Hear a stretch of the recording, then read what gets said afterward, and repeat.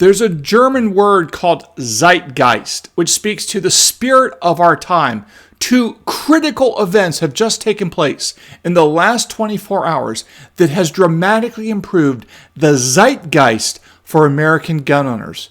One involving Kamala Harris, believe it or not, and Oprah Winfrey, and another involving the Wall Street Journal's report on liberal gun owners. You heard me right, liberal gun owners. You're not going to want to miss what I've connected the dots on when we get back. Hey folks, I'm Mark Smith, host of the Four Boxes Diner, proud American gun owner, constitutional attorney, member of the United States Supreme Court Bar, and author of the best-selling new book, Israel Disarmed, What the 10/7 Attacks Teach Americans About the Right to Bear Arms.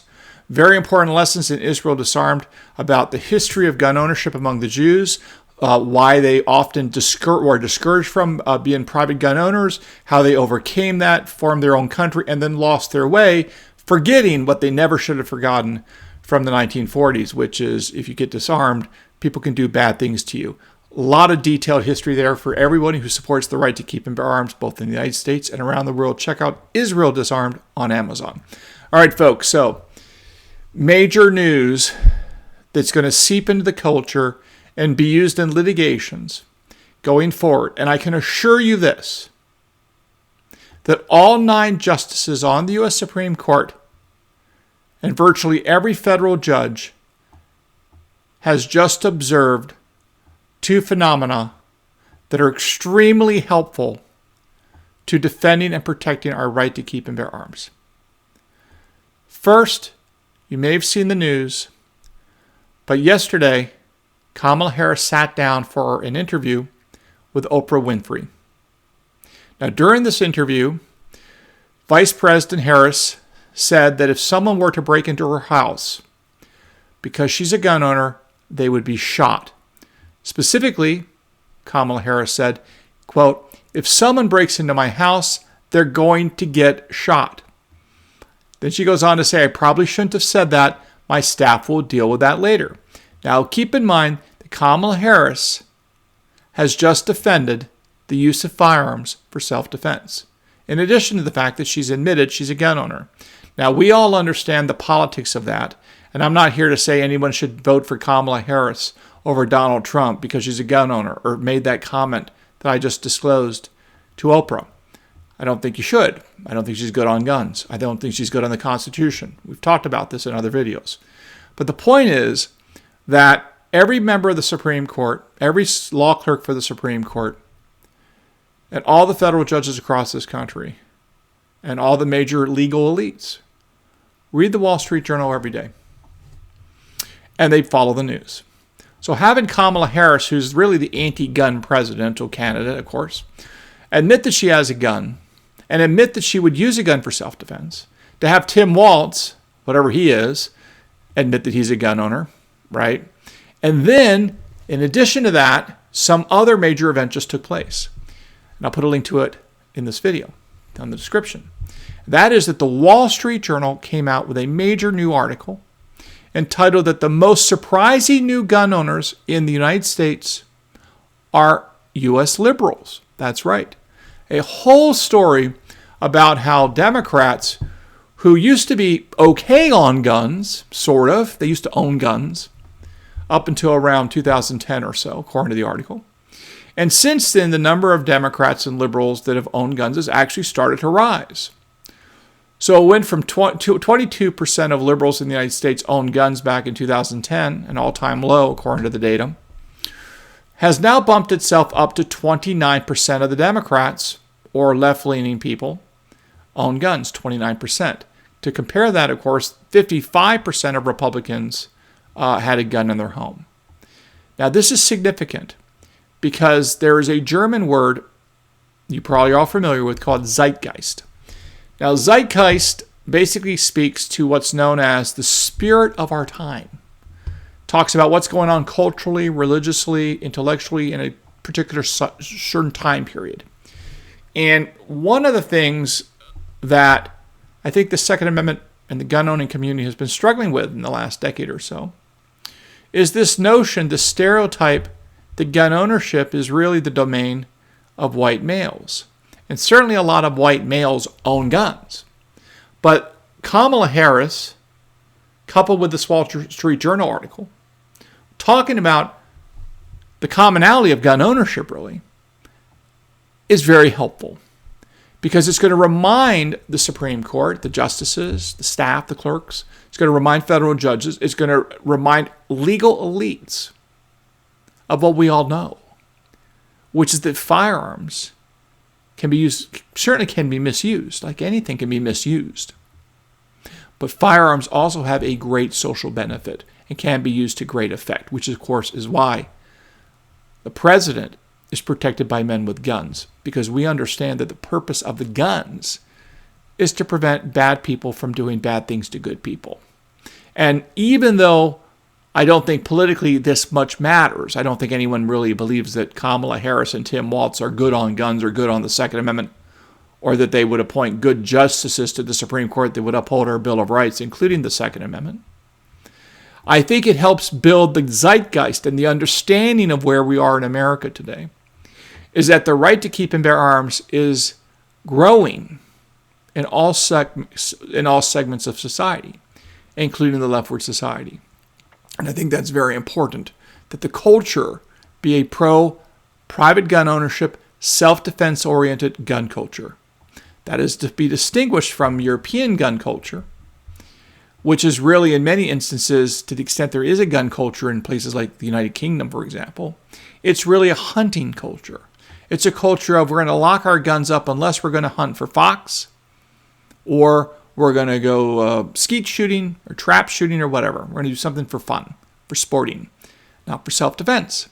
It's not a self-defense-oriented gun culture in the United Kingdom. In fact, if you use a gun in the United Kingdom to defend yourself, you get to go to prison because you're not allowed to use a gun for self-defense, even if you have a gun, believe it or not. But that's why it's so important, we in the United States, and that Kamala Harris talks about using a gun for self-defense, right? And she's the extreme anti-gun candidate. And that you have the Wall Street Journal talking about how liberals are now buying guns for self-defense. In fact, if you look at the article in the Wall Street Journal, which I'll put a link to down below, there's some great quotes in here that can be used in articles going forward, and maybe even in legal briefs. Let me give you an example. Here's one thing the Wall Street Journal article talks about. With guns still taboo among many on the left, some new liberal firearm owners say they don't tell their friends or even relatives. And they say they don't want to join and feel unwelcome in gun stalwarts such as the National Rifle Association or online message boards like the AR15.com. We have to have harbors and havens, said Randy Mayan, who runs Liberal Gun Owners, a 5,000-member group. Well, that's a pretty big number, 5,000, to have a number of liberal gun owners in a particular group. 5,000 is a big number, but the numbers get even bigger. Let's talk about the National Association, I should say the National African American Gun Association, which is nonpartisan. Let's see what the Wall Street Journal talks and says about them. Quote, the nonpartisan National African American Gun Association has grown to about 48,000 members since launching in 2015. Founder Philip Smith said police incidents and clashes between white nationalists and their opponents in Charlottesville, Virginia, boosted membership. 48,000 is a large group. It really is. Now, again, we have to keep in mind that we want as many Americans to own guns as possible, because the more people that own guns, the more common and normal it is. And by making it normal and to normalize private gun ownership for the purpose of self-defense helps protect all of our rights. Now, we're not going to talk about some of the things that are attacking this culture or the American traditional culture of the right to free speech, the right to freedom of religion, the right to keep and bear arms, and these sorts of fundamental American heritage values. Obviously, there's a lot of attacks on the left to all of these things. And the fact that some liberals have seen the light. You know, there's the old saying that a conservative is a liberal who's been mugged. Well, we don't want people to get mugged for them to become conservatives, but sometimes you have a life-altering experience. In fact, that's why I write about in the book Israel Disarmed that It's unfortunate that so many Israelis got away from private self-defense oriented gun culture, which really was the foundation of their country when they started in 1948, and got away from that and became, in my view, complacent toward trusting government because they had these great intelligence services like the Mossad that just pulled off that beeper attack on Hezbollah. They trusted the IDF. They trusted their military and their political leaders. But as we saw on October 7, 2023, it wasn't enough. 1,200 Israelis were killed. Mostly they were disarmed at the hands of armed terrorists, and hundreds were taken captive via kidnapping. So the point is, it is very important for civilization, in my view, especially American gun culture and American culture generally, to make sure that as many people have firearms and are able to defend themselves, because you never know when tyranny is around the corner. And as I've explained before, tyranny can take many forms. We often talk about tyranny in the form of criminals, street criminals, but tyranny is anything that puts you in a place or a state of war against something else or someone else. It could be a tyrannical domestic government. It could be civil unrest.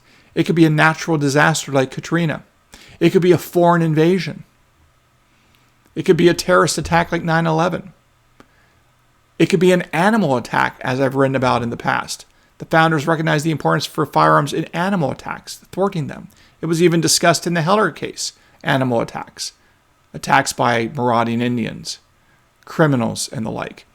So it's very important for civilized people to recognize the importance of private gun ownership and a culture of self-defense. And I'm happy to report that with the Wall Street Journal talking about that the most surprising new gun owners in the United States are liberals, coupled with the fact that Tim Walz and Kamala Harris are gun owners. And Kamala Harris literally tells Oprah Winfrey in a town hall that she would shoot someone if they broke into her home, again, helps build the zeitgeist, the cultural, the religious, the intellectual kind of state or spirit of our time in a way that's favorable to protecting our rights. Because as Andrew Breitbart once said, politics is downstream from culture. So capturing the culture in a favorable way for gun owners ultimately does help politically, and political advantages and success gives rise to good judges that follow the law, that respect the Constitution, and yes, indeed, respect our Bill of Rights and the Second Amendment's right to keep and bear arms. So again, I'm very happy to see that the zeitgeist in favor of gun owners and the Second Amendment move forward today among the legal and political elites of our time. That's a good thing. We need a lot of allies to fight for our rights. And I'm not saying that Kamala Harris and Tim Walz are our allies. They are certainly our enemies when it comes to this. But they put some good information on the record that we will be able to use as bricks in the wall to build walls around our right to keep and bear arms. All right, folks. Well, hope you learned something here today at the Four Boxes Diner. Make sure you follow me on X at Four Boxes Diner. We have almost 18,000 followers over there. Please like this video and subscribe. Trying to grow this channel. And we look forward to seeing you again here at the Four Boxes Diner. Orders up. Table 2A.